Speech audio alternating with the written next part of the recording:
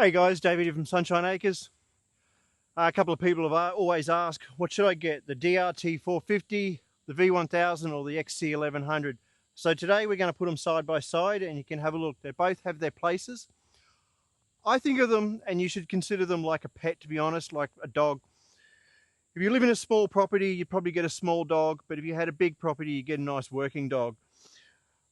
The DRT450 I think would be ideal up to sort of 5 acres, but if you had a bigger property, you would definitely look at the XC1100. So if you come around here on side on, you can see the size difference. From the rear, I actually think this one's a little bit wider than the 1100.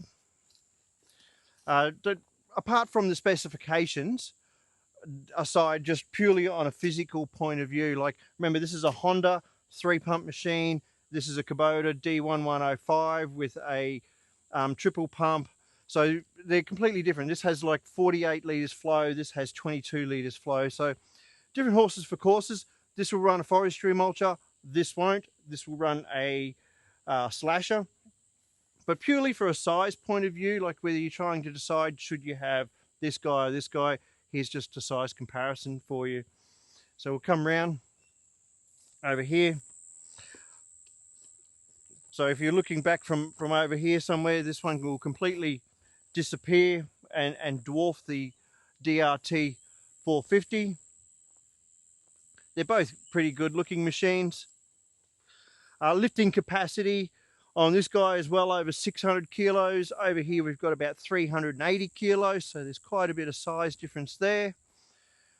This guy has a much more durable track design and so far has proven almost impossible to derail, but I'm not going to jinx us, so I'm not going to say that at all. What we have is a triple roller, so I don't know if you can see in here, but we've got a roller in the middle as well as on the outside of the running lugs. The 450 does not. It just has your traditional roller in here, so there's no center roller in there, so these can derail at times and you need to keep them nice and tight. This is a mechanical adjustment. That's a grease adjustment. One thing you might notice though, so if you're in a hurry, if you're someone that wants to stop start all the time, the 450 is definitely much quicker to start. It's virtually an instant start. Done. Whereas the XC1100 has this quirk where it takes 11 seconds or 7 seconds to boot up. You have to wait for the screen to come. And away it goes. You need to wait for the logo to disappear and then you can start it. So from a start-stop point of view, this one can be a little bit frustrating, but being a diesel, you're probably more inclined to just drop it back to an idle and leave it sit. This one has a park brake to hold it on the hills and stop it running away.